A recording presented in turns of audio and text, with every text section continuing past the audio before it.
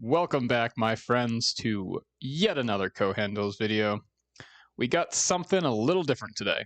We are going to be looking at a game, but it's not going to be a cast like normal. This is going to be my first attempt at a more in-depth replay analysis. This is going to be a game that myself and Immortalits played a couple weeks ago, and with his permission, I'm basically going to watch the game and go through from his perspective and just analyze everything he did, all his choices, things he did well, things he could have done better, etc., etc. There's definitely been a good bit of desire for videos like this, some sort of guide or tutorial, and I've had a lot of ideas of things to do, but they've never really materialized into an actual video, either because it's just, I want to do videos of like build orders for different factions and tutorials on how to play the 1v1 maps and going over all the units and like what they do and what counters what. And there's so many things that we could do, but it really is a lot of work. And especially with, the maps and the patches are changing on a fairly regular basis. They haven't changed in a while. We've gotten them to a good point. I'm really hoping that all that slows down, but we are still in a figuring out period of this format to an extent. So every time I think I have build orders set and I want to make some videos about it, then the meta changes again, and I'm not sure that those build orders are great anymore. Nevertheless, like I said, I think it's getting to a point where there can be a bit more permanence, and I can start putting out videos like that. I've definitely been a bit hesitant to make any guide videos because, frankly, I'm not the greatest player in the world. I'm really not. But I do think that I've gotten to a point where I have a lot to offer to people. So I'm just going to go there. I'm going to put it out there. I do not guarantee that my analysis is going to be 100% spot on.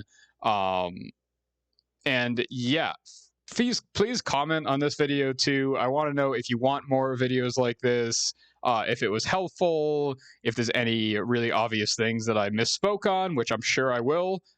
Then please tell me that. And like anything, I'm going to make this first video and hope for the best. And hopefully they'll only get better every time I make them. So here we go. Let's look at this game. Like I said, this is not going to be a cast. There's no surprise. I won this game. Immortalis lost. He's playing Council. I was playing Nationalist. It's on Alskar. And like I said, we're just going to go through step by step and look at everything he did and just kind of see what else could have happened here. Okay, so starting off, he is Council. And I'll just be pausing and putting the speed up and down in this video. He's going for his very standard opening here that we've seen from him many other games. It goes Settler first. He upgrades this to a Carpentry Guild, gets Iron and Temple, goes for 2 early Cleric companies, and gets a Quarry off of his first settlement, and then gets Engineer. So the first thing I can say here, very minor point, and I'm sure he realizes after doing it, this is definitely a bit too close to the Raksha. You really want to put your settlement up there. Like, the guard zones are going to be overlapping, and you'll actually see that comes into play here. Everything else standard here, standard. He did open up all 3 Kohan. I'm just going to talk about that quickly. I have not kind of tested this particular build enough to know what is right, but I've definitely found that there are times where you open up all Kohan and there's times where you open up only 2 Kohan. It really, really depends on the build, and it's one of those things that you have to basically go into every individual build and see, like, do I have the extra 50 gold to spend that I don't need to get, the economy and the military buildings that I'm relying on for this build. Sometimes you don't have that money right away and you're saving it until later because you need to get things set up. This build, he's going for 3, and like I said, I'm not sure if that's the right call or not, so I'm not really going to comment on that. And so we're seeing this build. See, the guard zones are overlapping there. Kind of come out exactly as it's supposed to. Infantry with Cleric, Footmen with Bowman Cleric, and Engineers out of here. As you see, it did spawn those Raksha. But that is neither here or there. I do want to make a very quick point about this build, a way it could be optimized that was not done. So I do actually think this is a really good build. I really like this build. Yeah, obviously your econ is suffering. Once the Engineers get to this gold mine, which he kind of has just enough money to do, it's going to get him to plus 25, which will be fine. the whole purpose of this build is you get these early temple companies with the clerics, and you could basically take all the indies and layers around you and take minimal damage. You can do a really good job cleaning all that up. You're completely able to defend against any rushes, and you can really do a lot in the map early. And basically, once you get your first indie, then you can use that, and you'll see Immortalis do this, use that to go Carpenter Guild, Iron Export, Bank, and then you're getting your economy up. So Immortalis' economy is actually going to be just fine, which is why I really like this build. But here's the way he could optimize it. It goes for Carpenter Guild, Blacksmith, Temple. Now, he always goes the Blacksmith first and then the Temple. But what would actually be preferable, if you go the Temple first, this Footman company, all it needs is Carpenter Guild and Temple. So if you get Carpenter Guild and then Temple, right after that's done, you can start this company building while the Blacksmith is building, and then get this company up. So basically, you're just giving yourself like an extra 20 seconds of healing time on this company, which there's no reason not to do. Either way, we see him with these three companies here. Now, what you can do with these companies, which we certainly are going to see, is go around and take all the layers. On Alskar, you have this nest, you have this ruined monument, you have the Gari, you have the barbarians. And this is good right here. You do want to split your units up. That's kind of the strength of having multiple companies like this. Each of them can go and take a layer by themselves, no problem. This company is actually going to be able to take the Gari by itself, no problem. They can take that, so splitting up, doing all they can. So we're going to see the infantry over here trying to take the Gari, and tapping my feet. So right there, that was a really bad engagement. You can see that Thora is already under attack. When you are attacking a neutral, you really want to start further back, because you can get right up to it, and then as soon as you declare that you're attacking it, all of the militia will just jump right out. So if with a company like this, where you have a backline and a Kohan that you don't want to die, if you're putting them right up like that, then you're going to put those guys right in harm's way. Also a note, there is forest here. And the guard zone goes right up to the forest. So really what you want to do is engage from back here, so that first of all, when you engage, the militia's not jumping on top of you. Second of all, when you engage, you see these guys are on the grass. If they had engaged from back here, they would have been on the forest and gotten 4 DV and would have easily been able to take this.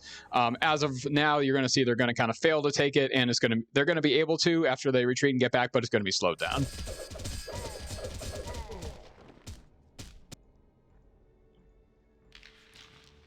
And over here, sitting pretty pretty. So yeah, they're going to be able to take it. Going to go over here and take his ruined monument. And, the only downside of splitting up your layers is that you're not getting experience on one hero. Sometimes you really do want that to try to get a single hero to Enlightened.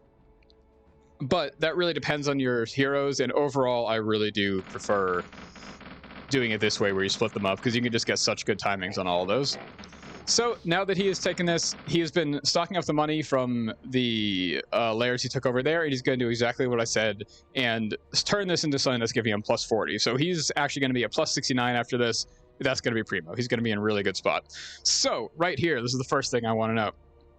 He has built wood there. He is at 3 of 5 company limit, and he is plus 6 wood. So in my mind at this point in the game, the first thing I'm thinking is, what is he going to do with that wood? He has no scouts yet.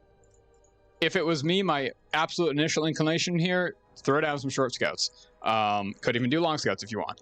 If he really wanted some more military, if he wanted to have a strong, slow-moving military that could start to take presence in the center of the map soon, he could right now get short bowmen. That would put him to -2. That's only -4 gold, not the end of the world. That's totally fine to do. He could also just get long footmen or short footmen or 5 footmen. Any other company that would just bolster his army a little bit. So it really does depend exactly what he wants to do. He could also go for long bowmen. That would put him to -6, and then getting this wood mine would put him right back up to 0. So he has a lot of options of what to do with that wood. But what we see him doing, and as you'll see in the coming minutes, is not doing anything with that wood. And I'll come back to mentioning that later. So he's going over here trying to take the barbarians. This is actually not going to work, I can tell you from looking at other replays, we played a game right before this where he was actually able to take the barbarians with a similar company, but a different Kohan. I don't actually remember who it was. Generally speaking, though, just an infantry cleric company is probably not going to be able to take barbarians at this point when they have that many militia. If he had the engineers with them, they probably could have taken it just fine. That being said, that was a lesson he surely immediately learned himself. Okay, so we're at about the 10-minute mark here, and we still see same company limit and still resources are pooled up there, and he has gold available to spend. So he certainly does want to continue to make his econ buildings here, so I don't blame him for not spending all of his gold, but I think that this would be a good point to add something more. He's sending his engineers out to scout right now, and I personally don't love this play. The idea of using engineers as scouts, I don't think is a terrible idea, but I will say that I personally don't really like it. Engineers just have so much utility as a frontline unit for the early to mid game. Like, they're always going to be a pretty reliable frontline unit, especially with a Kohan on it. So he's actually just kind of throwing away a good bit of his military there. Now, does he need it at the second? Not necessarily, but if it was me, I would be taking this barbarian village, would have already had it with the engineers, and then would have been started to move over here and take this Draga.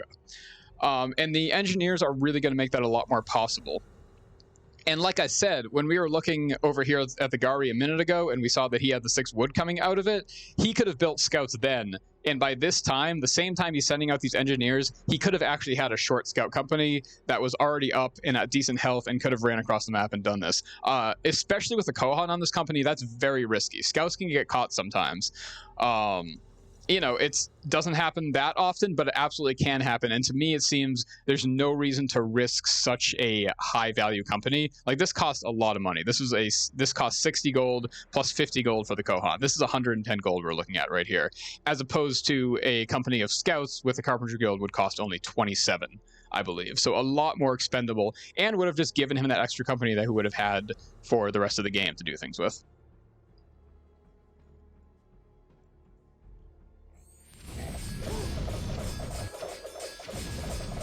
So for right now, there is not a whole lot more to speak of. He is going to take his barbarian. He's going to be using that money. The engineers are going in here, and they're going to scout and see what his opponent's up to. They're not going to die, spoiler alert. But, I mean, look at just the position they're getting in. This is actually kind of scary. Things could have gone just slightly more wrong, and he could have gotten caught there, and then that would have been a huge loss. And just, I mean, losing all these engineers is a bigger loss than losing scouts, you know? So anyways, I want to point out over here, he's taken his barbarian. Now, he's being very defensive over here. He has been keeping his infantry back along this gold. I can tell you exactly why. The game that we had played previous to this, I had stolen his gold. On this map, they're actually, the guard zone of the city, you can see, does not actually go all the way to the gold, so you can get scouts around, sneak them up, take that gold, and run out. It's annoying as fuck, and so that was definitely something I did to put him on the defensive. But either way, he is using his strongest company right now. He's actually just sitting back with. He's not using them to continue to creep and take indies, which is really, really what you want that company for at this point in the game. So if he was really afraid of that, he could have kept his engineers around here, used scouts to scout. Yeah. Scouts also could have just, while they're moving around, been very purposeful about how they move in the center and trying to intercept any other scouts. So there's a lot. I understand his trepidation and him wanting to protect that gold, because it is a pain in the ass when it gets stolen, but I think that the infantry company could have done a bit better of a job. Another small note we see over here, this footman company is trying to move back with the rest, and he's going the long way around. I'd say that's not preferable, because instead of moving through supply zone and getting to heal his company back up, he's actually putting himself way out in the open in the middle of the map, just to try to get with the rest of his companies. Over here, I will note Ziza has taken his Draga, but the council player has not moved to take his Draga yet. Now, he did upgrade Watchman's Hill to a town, I like that a lot. That is kind of the next logical step to furthering his econ and just to furthering his game plan in general. He got everything he needed from his indie. He's gotten more settlers, and he upgraded that. Now that's definitely kind of doing two things at once and leaving him low on gold. I can't say I mind the play. It's more of a a macro oriented play, and that's totally fine. But we're seeing him again in that position where he has open wood, he has open iron, and he has open company limit, and I'm gonna want to start to see him filling out that company limit. I also I was kind of just saying this before, but I would also really like to see him go after that Draga. He made the move here, but he stopped short. I think with this kind of opening where you have these powerful companies that are so good at creeping and taking indies, you really want to take advantage of it and go forward and take this Draga. A 4-company indie is actually incredibly good. Like, it is incredibly valuable. In order for him, for a council player to settle and then get a town, which is only 3 components, that alone takes 75 plus 110, 185 gold to get to that point. And that's only 3 components, not even the 4 that you're getting from an indie. And all he has to do to take this is just bring some guys over there. So I think the Draga, it is a little bit out there, but when you're going for your Barbarian anyways, it is kind of the natural next step.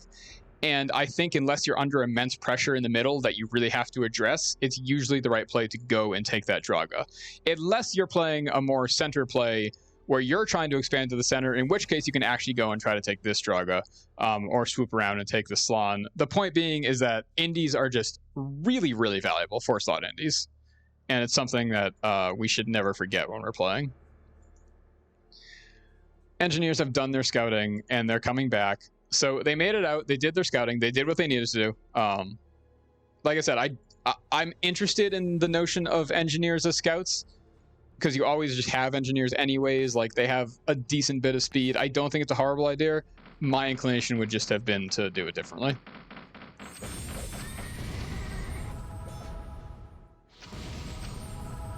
Fights off those scouts just fine, but the Nationals player pretty much sees what's going on. And, okay, 15 minutes into the game, we're at 3 of 7, 16, 2, and 4, and 84 gold. So, plus he has gotten his library here. So I actually really like this play. I think he did the perfect thing that he could have done with this settlement, which was getting the Carpentry Guild and getting the library. This is going to allow him to start pumping out either bows and wizards or bows and magicians, or tech into crossbows. Like, this is what you want. He has temple tech out of here, now he has library tech out of here, which is really where you want to transition. He needs DPS to add to his army. He desperately needs it, and he has everything he needs to do it. Now, if it was me right now, just kind of looking at these numbers, he really doesn't need to build up economy at the precise moment. He's at plus 80. He's got an open slot over here with which to add on to that number going forward. But he sees, presumably he scouted this and he knows that the Nationals player is starting to take control of the center. He may or may not also know that the Nationals player has the Draga. So basically, the map is in control of Caesar right now. And so it's kind of up to him how he wants to react to that. He can continue to turtle and just get his econ up, but not that he necessarily knows all of this, but we do start to see more companies coming out of Ziza. We have these companies over here. We have... there's a good bit, and Ziza is definitely looking towards taking control of this game. So, like I said, the question is, what is he going to do with these resources? Obvious thing to me, he could get double bows with wizard. Short bow with 2 wizards in the back, that would be actually exactly 16 and 4. On top of that, with the 2 iron, he could actually add a short infantry company if he wanted to. It would only tank him a tiny bit. That's not really a necessary play, but if you wanted to kind of give that little leg up in military and be able to contest the middle, that could be something he could do. Instead, what we see him doing here is going for the barracks. So this says to me that he's probably going for crossbow tech. Now, I definitely don't mind this play. He's not under intense pressure right now. So he doesn't need to be pumping out units, and he does. He goes for crossbow with Maelstrom Engine. Now, this is a slow, powerful company. It is the DPS he needed in the back row. I I don't mind it. It is not what I would have done, but I don't think that's a bad play at all.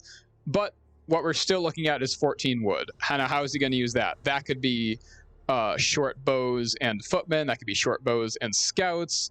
That could be 2 short bows, and that would just put him to -2. That could be some like long footmen and short bows. Any number of combinations of things he could do with that wood to continue to bolster his army. Because right now, basically, all we see is tech companies out of him. So the footmen are not particularly valuable. Every company we see, though, has a decently high value, and it looks appealing at first sight, but you really don't actually want to have every one of your companies have such a high value. Obviously, if you had all the money and resources, you just want to get 20 elite companies. But given what you have to work with, it's sometimes a lot better to spread out the power. Instead of having 3 super powerful teched out companies, maybe 1 powerful teched out companies and then 4 other less teched out companies. That way you have more maneuverability in battles. You're less prone to AoE and debuffs that will just center on that one powerful party. You're able to guard your flanks in battle. You're able to have units that are able to weave in and out of battle and get in and out of supply to kind of be resupplying yourself. So I would like to see some more wood units coming out since he has so much available to him.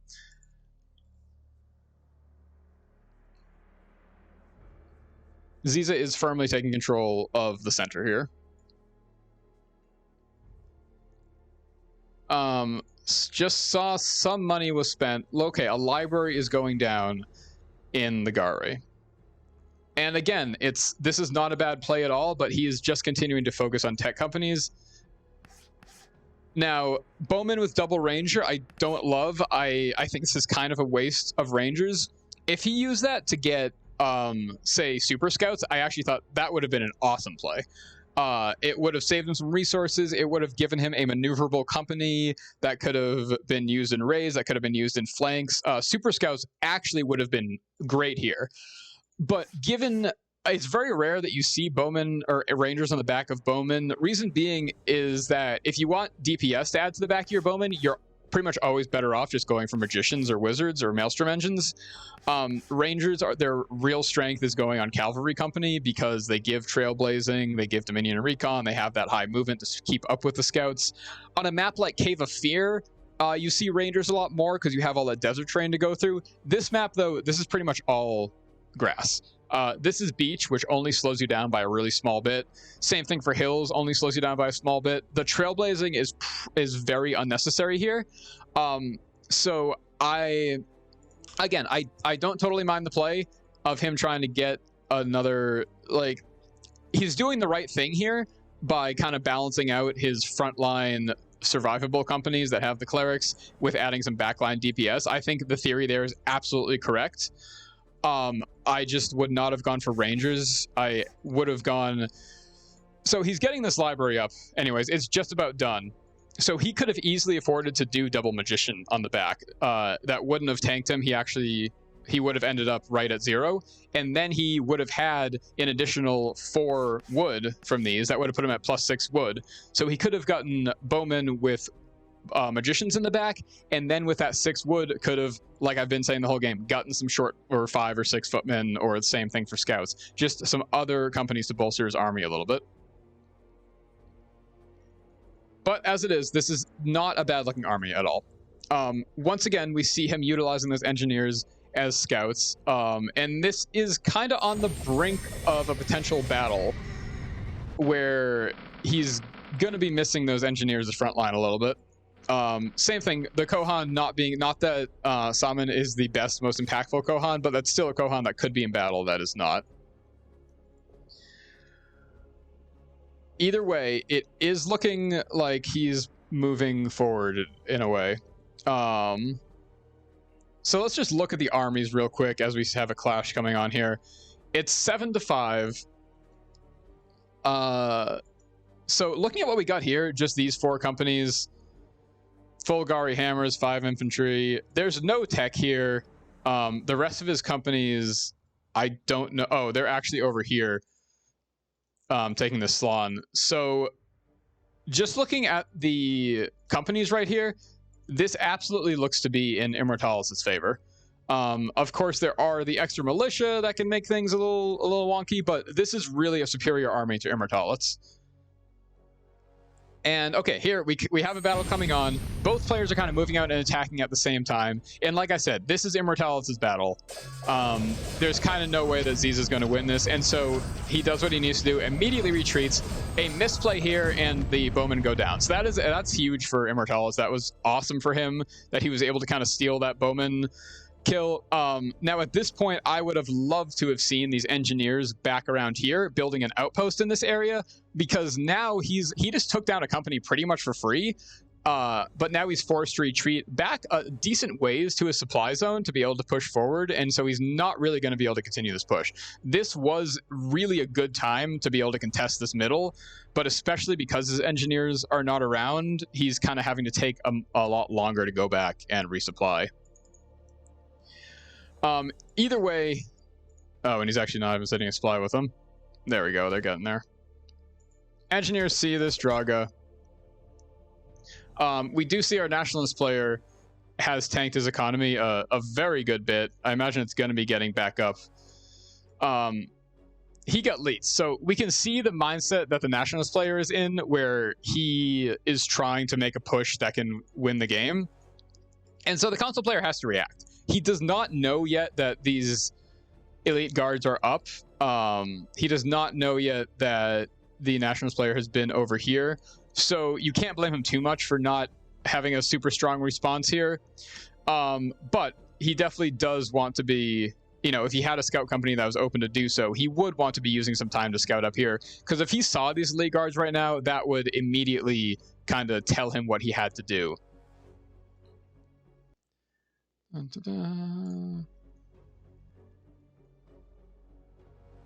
So he's getting back here. Now, what is he doing in the meantime here?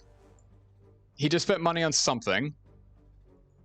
I don't know exactly what. Oh, getting a bank here. So he is really continuing to econ. He upgraded this to a town, and looks like he's going for those econ buildings. So I can't blame him for that. I don't think that's a bad play at all. He's at the point where he has, he went strong. He went the opening that was sacrifice econ for these strong companies, then went really heavy econ, and then put a lot into getting some powerful back row companies. And now he has a superior army from what he saw before. And so now he's putting some resources back into econ. I don't think that's a bad idea. I might have just gone for one econ building here. Like, I might keep this blacksmith and use that. I mean, that right there is like infantry and a magician, or infantry and a cleric that you can support with that. So yeah, plus 90 is a really comfortable place to be. So we have a battle happening here. Immortalis is moving in. He wants to attack Ziza, and immediately we see a lot of things wrong with how this is going. The footmen are back here. The frontline company is kind of just stuck in the back a little bit. Meanwhile, the infantry is way out in front here. And you can see, especially this cleric, he is absolutely a sitting duck to everything that is over here. The archers, meanwhile, if these guys engage from over here, these archers are actually too far away to even be able to get in that engagement immediately. Aside from that, just the angle he's attacking is very problematic. He's going straight up here and going for this outpost. Now, you never really want to focus on the outpost. You have to mine them, and usually the opponent is going to retreat behind the outpost, and you're going to have to deal with them. But you don't want to just skip over the outpost, the army, and go for the outpost. So what we can see that looks like it's going to happen here is Immortalis is setting himself up to be flanked. He has a very strong army here. We can say now by looking at Ziza's whole army that it's probably not enough to take all of this down, especially with the leads and those footmen coming out. But you can make engagements and run away, and as long as you do it okay, it's not the end of the world. What we're going to see here, though, is a really bad engagement angle and kind of a mess afterwards.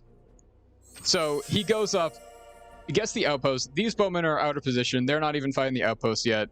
These footmen are still in the back, and that's okay to have your front line kind of one going in, then the other going in. That can be advantageous sometimes, but they're not around here where he needs to be. All of Ziza's army is coming from this direction, and all of his other army is coming over from this direction. And look at this too. He is out out from kind of his little nook, and his whole army is right here.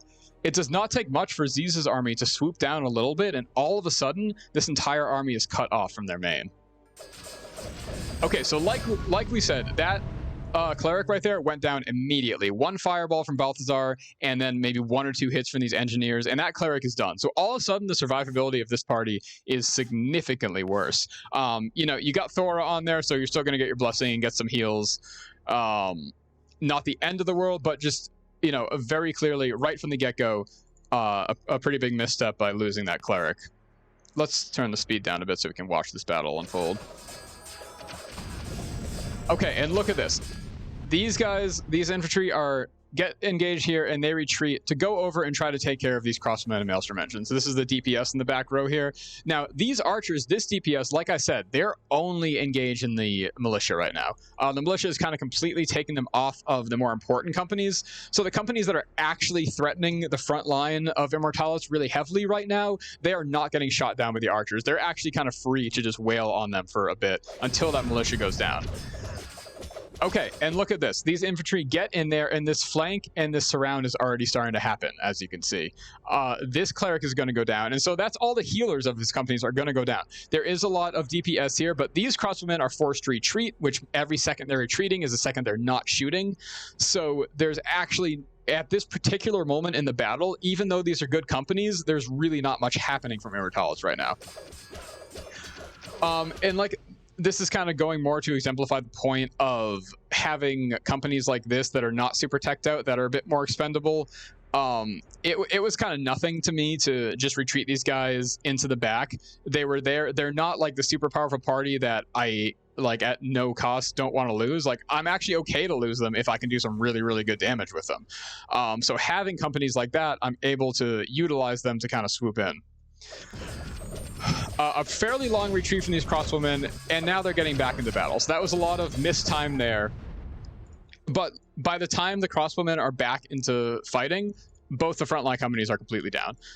These engineers did come in from the north, but they're really not doing a whole lot at this point. There's just too much DPS here. Now, this is the point, and it's kind of been this point for, 5 to 10 seconds, but Immortalis is not winning this battle. And so it's time to just get out of the battle. He really, these two companies are unscathed right now. These companies are done, so there's no way he's going to win. So what he really needs to do now is just, count his losses and retreat. Worst case scenario, he might have to lose one of his frontline companies, but he can probably pretty easily retreat these guys away, get it back into supply. He's going to be battered, but at least he'll still have his companies alive to fight another day. Instead, what we're seeing here is actually him continue to fight and continue to get a little bit trapped. Now, these two companies are able to come in here, and look at this. These infantry are actually swooping up from underneath. Now, the crossbowmen and the bowmen are doing a shitload of damage, and he's really just kind of sitting there, like, watching them do damage and feeling good about all the damage they're doing, but they are just going down. And look at this. These guys are forced to route. They go up north. These guys routed up north. Lost his Kohan there because he wasn't able to get them out in time. These bowmen look like they're going up north too. So this army is actually completely fucked and fractured. Because he stayed in the battle for too long and he had that, the bad engagement angle at the beginning, his army is almost going to be completely done. Let's watch for a few more seconds to see exactly what happens. These bowmen look like they are going to be able to get out. The unscathed elites are kind of showing themselves here. And look, the infantry and the engineers and the crossbowmen all completely in tatters, and completely cut off from their main. So the bowmen are barely going to make it back. And I thought the footmen, I actually don't know. The footmen, it looks like they went down. So basically that was a horrible engagement for Immortalis. And that happens sometimes. It does happen. So the biggest thing, I think, the absolute biggest thing, Immortalis did not know everything that Ziza had, and that's fairly normal. Like, it's really hard to stay completely on top of scouting in this game. Like, really fucking hard, to be able to know exactly what your opponent is doing. So I don't blame him for attacking at all. I think that was, without having the intelligence and seeing these elite guards, that was actually a pretty nice attack. He had a good army at that point. Like I said, after winning this little skirmish over here, If he had supply zone in this area, he could have just continued to push, and it could have been really successful. Ziza did have the stronger army here, but if Immortalis had just gone and attacked in this direction, then things would have been a lot different. He attacked up here, set himself up to get flanked hard, set himself up to get surrounded, and we saw all that happen, and it was a mess. If he had just kind of had his guys here, you know, front line, DPS, and just pushed them forward in a more calculated way, then he would have engaged the army in a line right here. He probably would have pretty shortly realized that he was losing the battle, and there definitely could have been flanking happening. You know, there still could have been that infantry company or engineer company who could have tried to sweep from the side, but it would have been a lot more obvious early what was happening, and Immortalis could have just gotten away. You know, he still would have lost some units, but he probably wouldn't have lost any companies. He would have given up some ground. It would have sucked, but he would have been able to get back here to the safety of his militia, and immediately he could have started to get a lot more companies to match what Ziza had. I mean, he has to know that Ziza either has a ridiculous economy or he's sacrificed a lot to get these elites. At 24 minutes, getting elites like this, Ziza sacrificed a lot. He's only at plus 53. Of course, Immortalis didn't know that, but you can kind of surmise when you're getting elites that early that there was probably sacrifices being made there. So what he could have done is basically as soon as he saw what was happening, saw he wasn't going to win the battle, if he had engaged at that angle, retreated, got back to a supply zone, and just immediately gotten some guys up. Now you see he's going for the Light of Faith here. Not bad. Again, I think a kind of a... what I'm seeing here is a lot of like tunnel vision towards high-tech companies, ignoring those smaller companies to fill out your army. He has, as always, he has a lot of open company limit available. He has money available. So either way, at this particular point, he does have the Light of Faith going up. And so as soon as that does go, we're going to see some channel or cleric companies, and that's not bad at all. But what I would have loved to have seen would have been as soon as companies started going down, or as soon as he saw the elites while this battle was still going on, hit that F1 button and start to recruit some companies, just some short companies, just some short infantry, just some short footmen, just some like infantry with a single cleric in the back, stuff like that, to just bolster your army so that when you have to retreat and then when the enemy comes, you're going to have a bit more that has been sitting there and healing, and you're going to be more ready for it. We can turn the speed back up. I mean, we know what happens here. The engineers go down. This infantry may or may not go down. Yeah, they're down. So that was 2 companies lost there. The bowmen get out, but they're just taking such a long time. Sorry, the crossbowmen get out, but they're taking such a long time to get back home, especially with those really slow Maelstrom engines in the back. Without having a supply zone in any way up here, the Maelstrom engines were a bit worse of a play. He could have very comfortably just gone for wizards or magicians there. And, you know, if he had gone for wizards, he could have gone for wizards in the back here.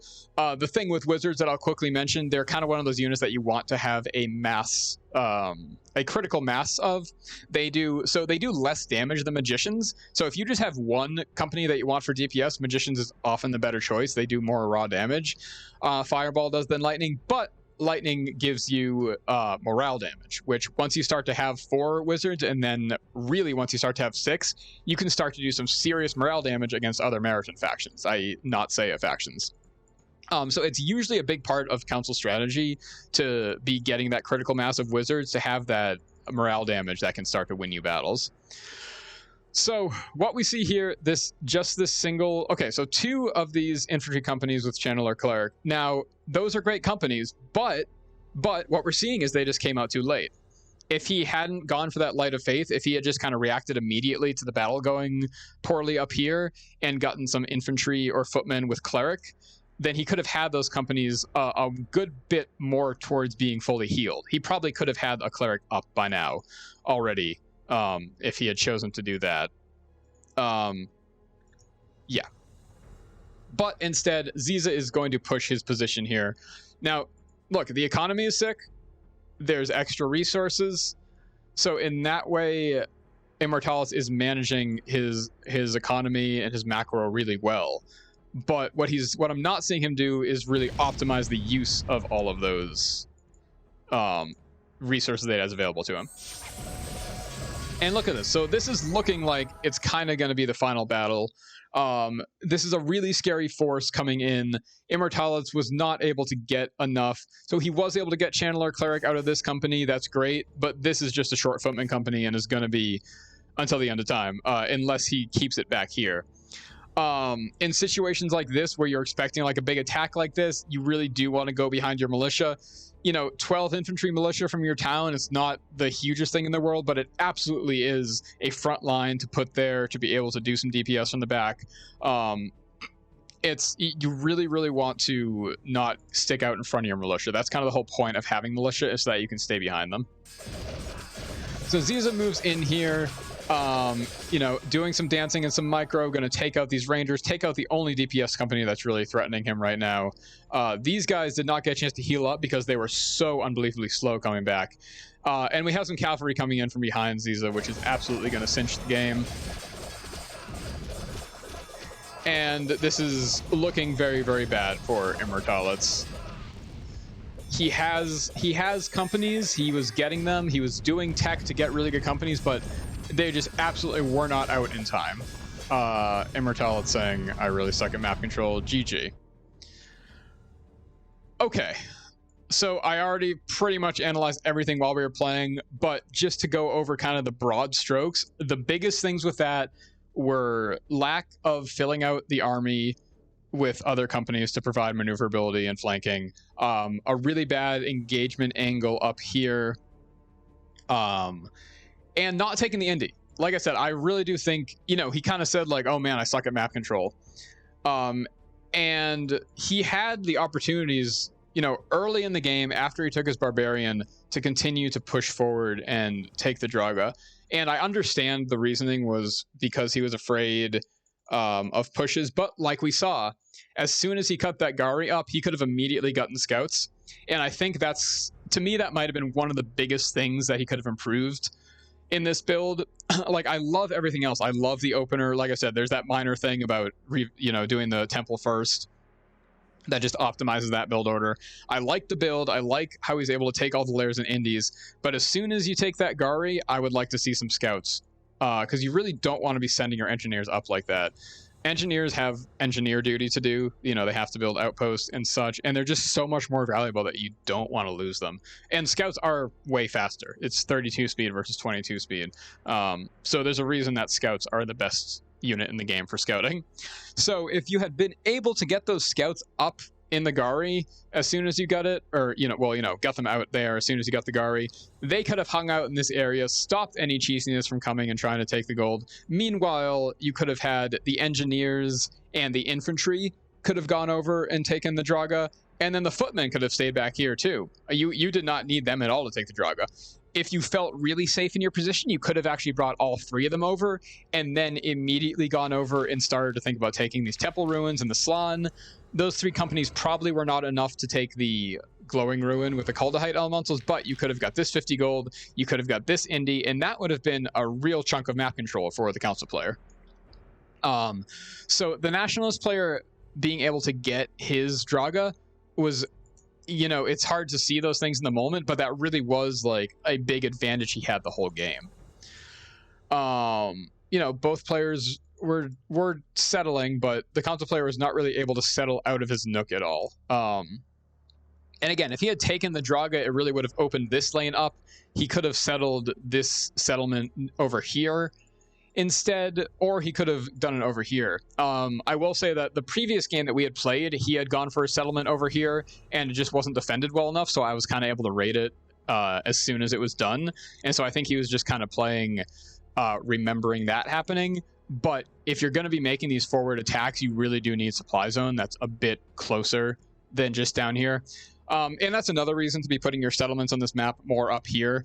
Aside from just being too close to the Raksha, you do want your supply zone to be going up this way as much as possible. So even though it seems small, the difference between the supply zone being like out here and out here can be a big difference. Yeah, I like the transition from the early temple tech, and then you go into the library tech, and then you go back into Light of Faith. Like, I really like that progression. I would not have gone for crossbowmen I don't actually think that's a bad play. I will chalk this one more up to personal preference, but I'll say it anyways, that I would have just at that point gone immediately for 2 bow companies with double wizards in the back of both of them, and then kind of used resources to fill it out with a short company of some sort of front line. Yeah, Ziza was able to kind of take control of the center here, and that's what Immortalis had to be fighting for the whole game, and he just didn't have enough presence out anywhere else. Yeah, I think that's kind of about it. That's my big analysis there. I just think there's a lot of tunnel vision towards late game tech that was going on. Like every company that Immortalis put out was like a completely filled out company with support units in the back, you know, aside from just his engineers. And that's fine sometimes. You do want some companies like that, but it's also really important to be getting out. You know, if you have the resources to do 1 fully teched out company or 2 less teched out company, a lot of the times it's better to go for the 2 because they're gonna be healing twice as fast. That's a huge thing. 1 company, there's only 1 unit healing at a time in supply zone. 2 companies, you have both companies healing, so you're literally getting double the healing time as you would with just 1 long teched out company, and you're able to just move your guys around a lot more. Kohan is all about engagement angles and flanking, and there's so much micro. A lot of people, when they first play Kohan especially, it's kind of touted as like the RTS that doesn't have insane micro. It's not like StarCraft where you have to click on every High Templar and individually Psystorm and all that stuff and be moving every individual unit. Guys kind of move on their own, and a lot of the times if you get the positioning perfect, you can actually just move them out and they'll do their thing. You don't have to micro a lot, but there are a lot of really subtle little micro things, and you could see that battle that happened over here. You know, the infantry and the footmen engaged over here from Ziza, and then he retreated. He used the retreat button to retreat them over here, and that's kind of how you move guys around in battle. He wanted to be able to flank and catch all these back row guys, so he engaged there because he had to, but then to move here, he retreated them, and that got them into that position. Especially with the footmen, they were able to engage there, throw some golems, retreat, and then get to attacking the back line. And little things like that are really kind of what turned the tide of that battle. It was like we said, with those elites out there, it was still Ziza's battle to win, but it could have gone a lot better for Immortalis, given all those things I said.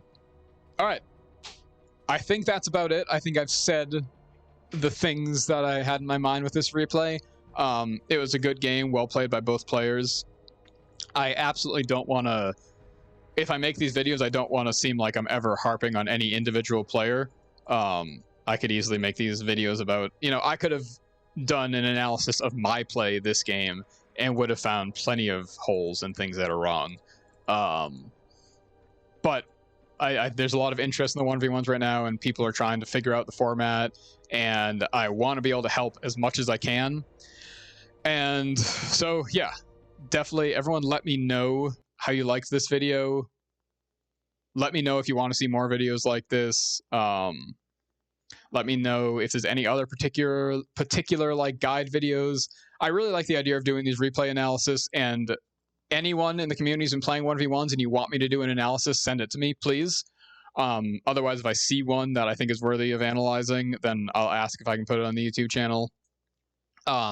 You know, I could have just shown this to Immortalis, but I think there's just so much here that we can all learn. And for me too, the process of analyzing these, I'm going to be thinking about things in a more intense way, and it'll start to help me learn the game better just by looking at these videos. So I'm trying to do this for all of us.